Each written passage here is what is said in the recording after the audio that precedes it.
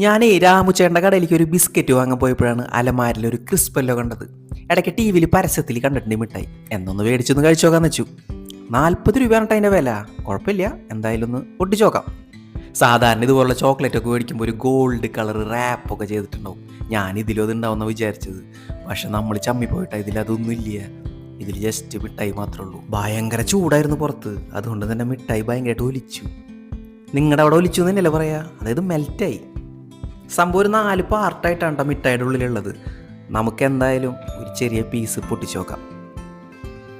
ഇതിൻ്റെ ഉള്ളിൽ ക്രിസ്പി ആയിട്ടുള്ള, അതായത് നമ്മൾ ഈ മഞ്ചൊക്കെ കഴിക്കില്ലേ, അപ്പോൾ അതിൻ്റെ ഉള്ളിലൊരു ബിസ്ക്കറ്റ് പോലത്തെ ഒരു സംഭവം ഉണ്ടാവാറില്ലേ, അതുപോലെ ഉണ്ടെന്നാണ് പറയണത്. കഴിച്ചു നോക്കിയപ്പോഴും എനിക്ക് അതുപോലെ തന്നെ തോന്നി. കൊള്ളാം, എനിക്ക് ഭയങ്കര ഇഷ്ടമായി.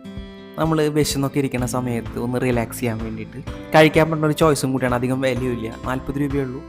നല്ല ക്രീമി ആയിട്ടുള്ള ചോക്ലേറ്റും ഉണ്ട്. അപ്പോൾ നിങ്ങൾ ഇടയ്ക്കൊന്ന് ട്രൈ ചെയ്ത് നോക്കുക. അറിയാലോ, ചോക്ലേറ്റാണ് എപ്പോഴും കഴിക്കണത് നമ്മുടെ ശരീരത്തിന് നല്ലതല്ല. ഇടയ്ക്കൊക്കെ റിലാക്സ് ചെയ്യാൻ വേണ്ടി കഴിക്കാം. ഓക്കെ, അപ്പോൾ അടുത്ത വീഡിയോ ആയിട്ട് വീണ്ടും കാണാം. Bye bye.